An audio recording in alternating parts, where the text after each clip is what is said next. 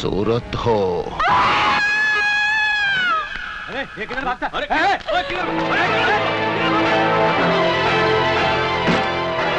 Sir, कल रात से मेरी बहन लापता है। वो ऑफिस से भी नहीं लौटी। सर, मेरे तो चारों तरफ अंधेरा सा छाया हुआ है। क्या तुम्हें किसी पे शक है? सर, इस शहर से इस तरह 18 लड़कियां गायब हो चुकी हैं। सब मुझे शक ही नहीं, यकीन है। ये सब कौन कर रहा है, क्यों कर रहा है? आप इस सब की डिटेल कल जागरण पेपर में पढ़ लीजिएगा।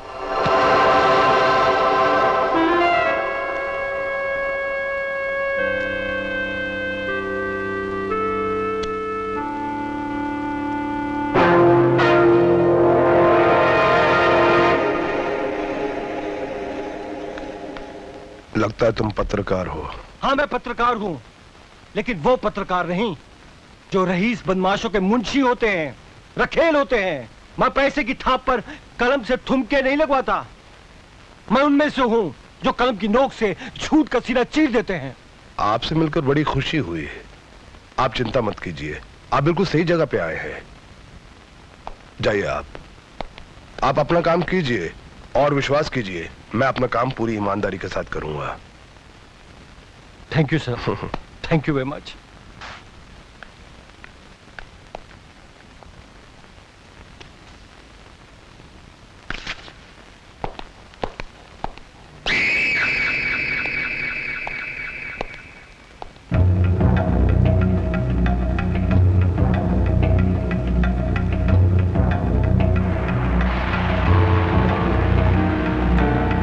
फिर तो उस पत्रकार ने धमकी भी दे दी थी कि उसे सब कुछ मालूम है।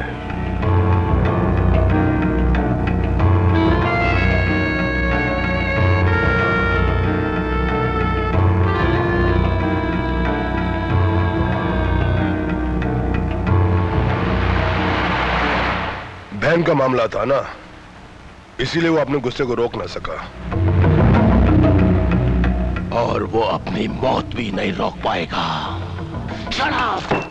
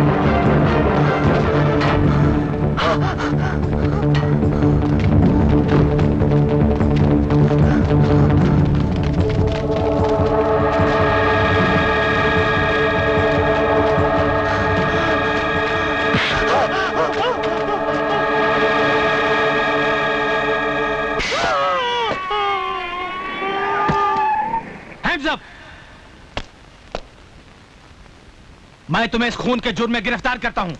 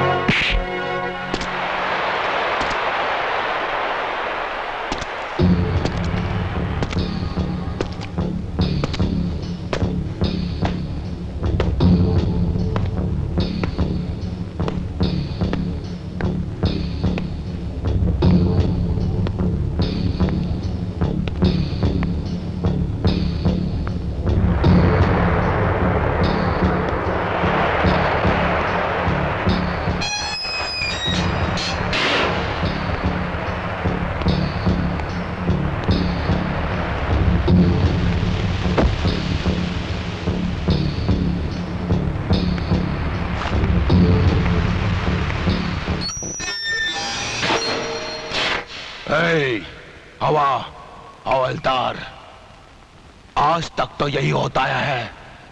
लॉकअप की नकली कुंजी हम जैसे लोग बनवा के रखते हैं और असली कुंजी तुम्हारे पास होती है।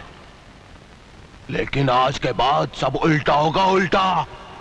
लॉकअप की नकली कुंजी तुम्हारे पास होगी और असली कुंजी मेरे पास होगी।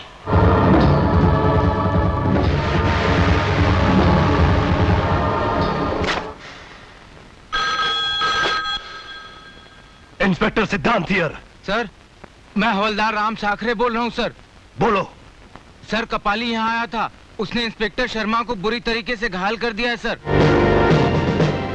और सर, उसने उसको लॉकअप में बंद करके चाबी अपने साथ ले लिया है सर।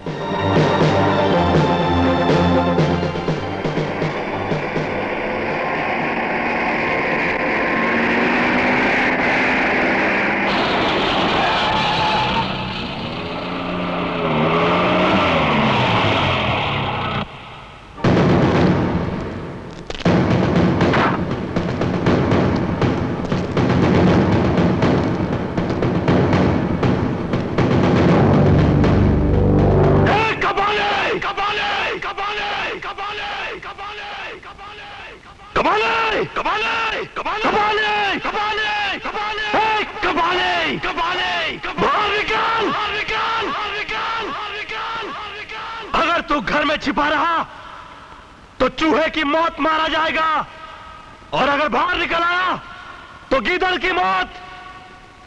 बोल, तुझे कौन सी मौत चाहिए?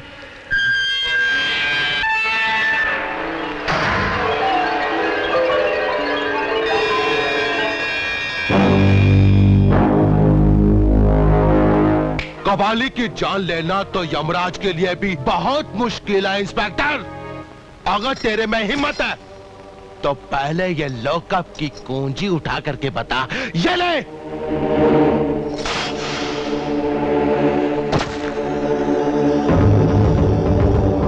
और ऐसे क्यों उतार रहे हो? क्या सरकार ने एक ही वर्दी दी है तुमको? मैं नहीं चाहता कि तुझ जैसे बीमार कुत्ते का खून मेरी ईमानदार वर्दी पर लगे। और मैं भी नहीं चाहता कि तेरे जैसे ट्रेंड कुत्ते का खून कपाली के इस बदन पर लगे।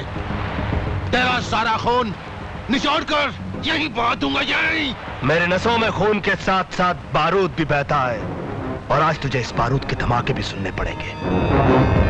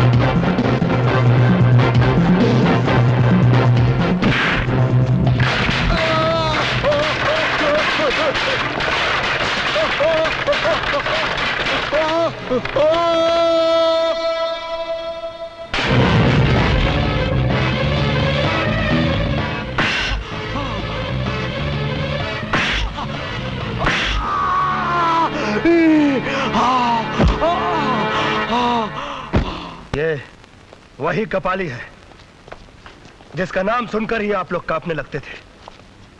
मगर गौर से देखिए, आज ये खुद कांपने के लायक नहीं बचा। लोग कहते हैं कि जब कोई चीज बांझ हो जाती है तो वो कुछ पैदा नहीं कर सकती। गलत है ये, इसलिए कि जब लोगों की बहादुरी बांझ हो जाती है तभी कपाली जैसे गुंडे पैदा होते हैं। अगर आप लोग ये चाहते हैं कि आप लोगों की खुदी को मिटाने के लिए अगर गुंडों की खुदाई भी आ जाए और मिटा ना सके, तो आप लोगों को खुददार बनना पड़ेगा। खुददार।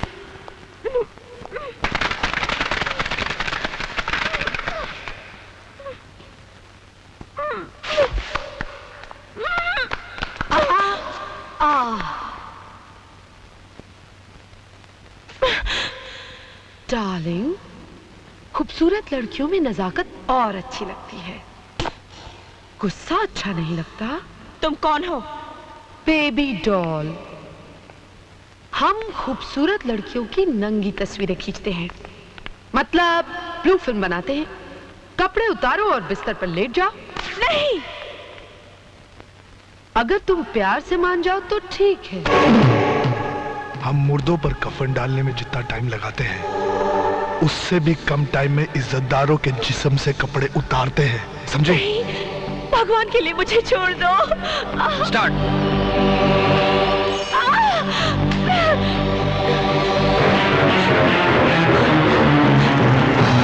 मुझे जाने दीजिए, भगवान के लिए मुझे जाने दीजिए। नहीं, नहीं, छोड़ दो मुझे, छोड़ दो।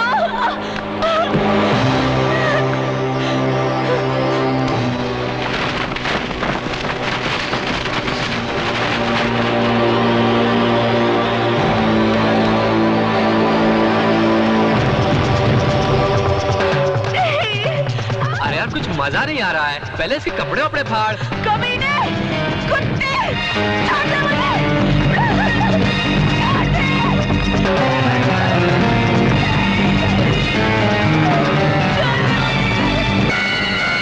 लगा दे इंजेक्शन, बेहोश हो जाएगी हरामजादी। ये ले।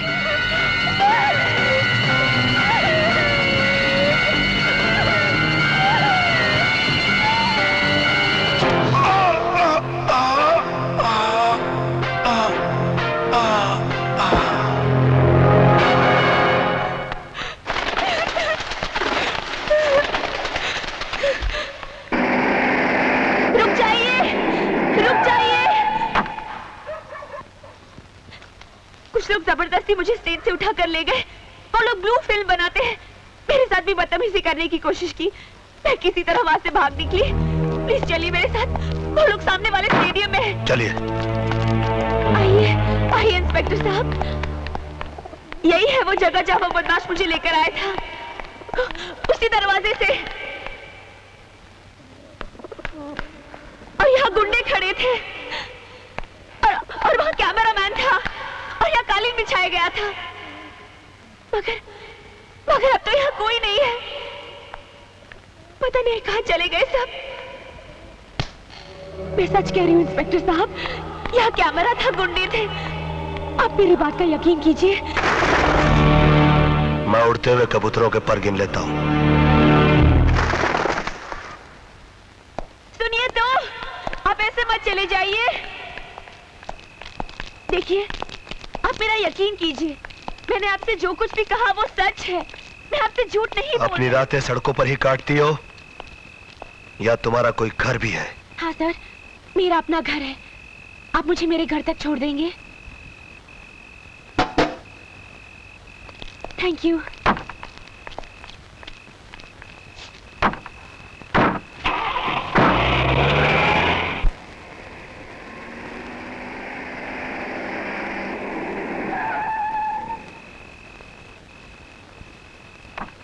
सर, यही मेरा घर है। आइए ना मेरे घर में। मैं चाय बहुत अच्छा बनाती हूँ, आइए।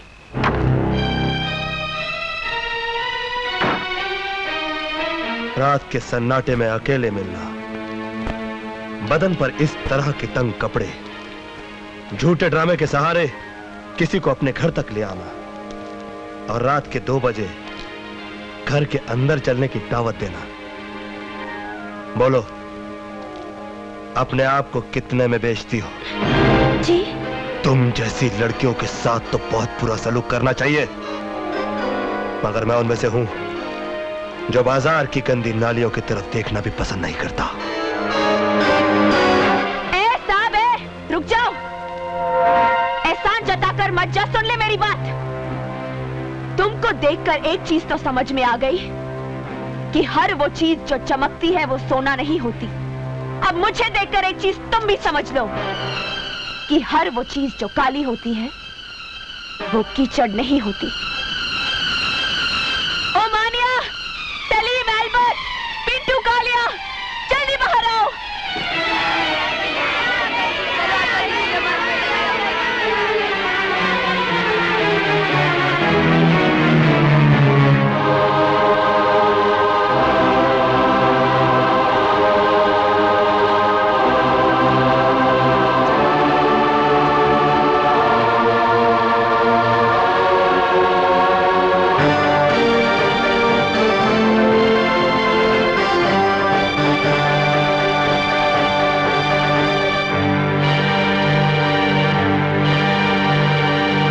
अनाथ और अपाहिज बच्चे हैं जिनके पास मेरे सिवा दुनिया में कोई नहीं है।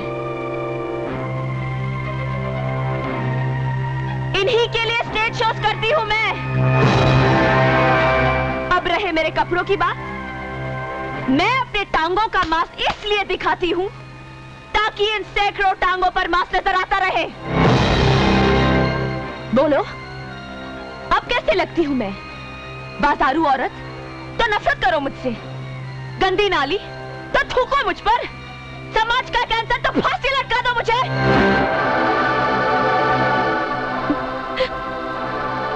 तुमने तो किसी न किसी औरत का दूध जरूर पिया होगा। तुम्हें उसी दूध की कसम, मैं जैसी लगती हूं वैसी ही सजा दो मुझे।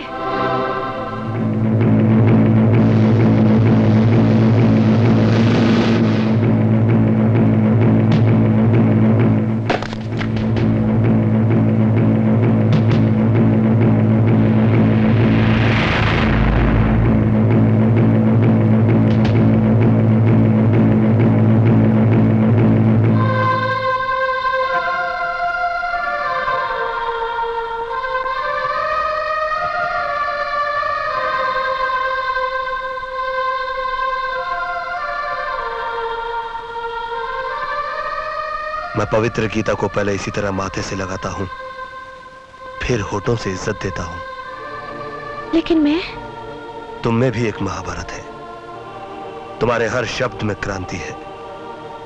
तुम भी पवित्र गीता की तरह हो, इसीलिए तुम्हारे साथ ये सलूक करना पड़ा।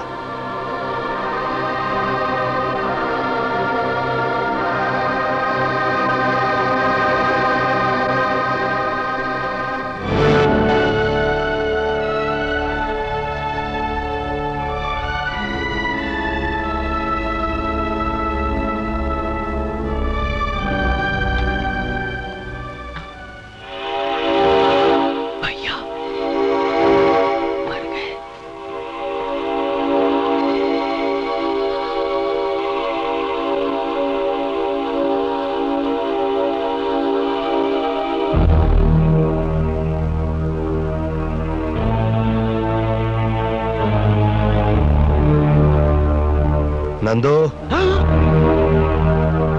इतनी रात को कहां से आ रहे हो?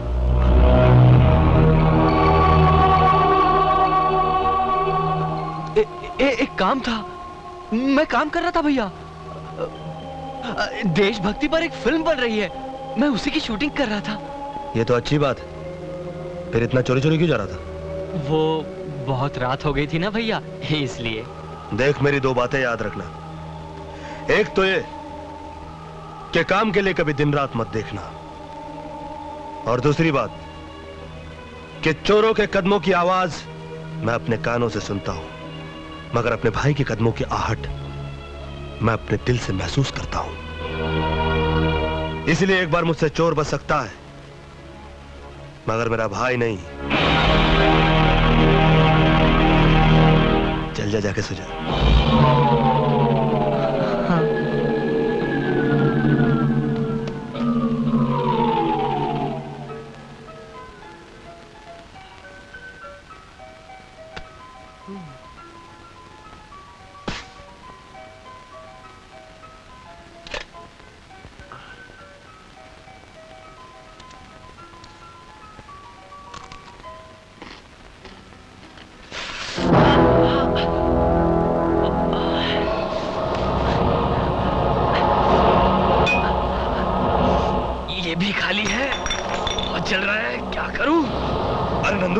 ये क्या हो गया तुझे? कुछ नहीं भैया, थोड़ा सा। थोड़ा सा? ये थोड़ा लग रहा तुझे?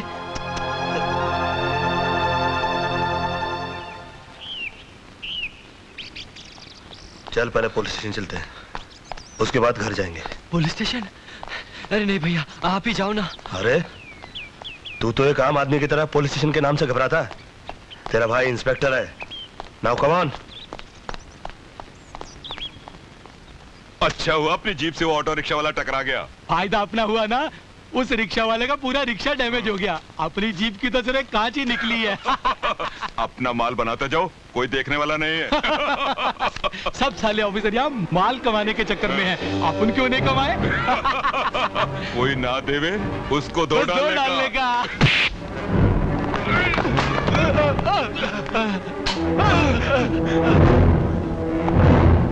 माइल्स, ये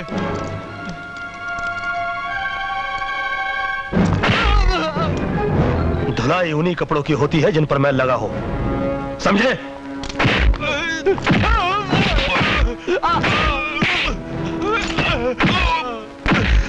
साहब गलती हो गई साहब, मुझे माफ कर दो साहब, गलती हो गई। माफ कर दो। गलती नहीं, जुर्म किया है तुम लोगों ने, और जुर्म के लिए माफी नहीं दी जाती, उसके लिए सजा दी जाती है।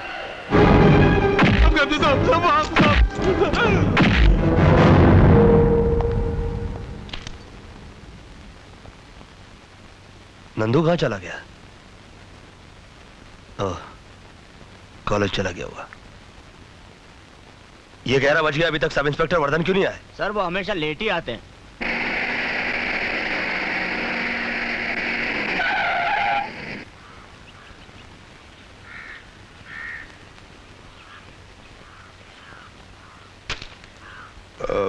एक्सक्यूज मी सर, वो क्या है कि मैं किसी दूसरे मूड में था, इसलिए मैंने वो सिगरेट काम फेंक। तुमने अपनी घड़ी तो खरीद के पहनी होगी।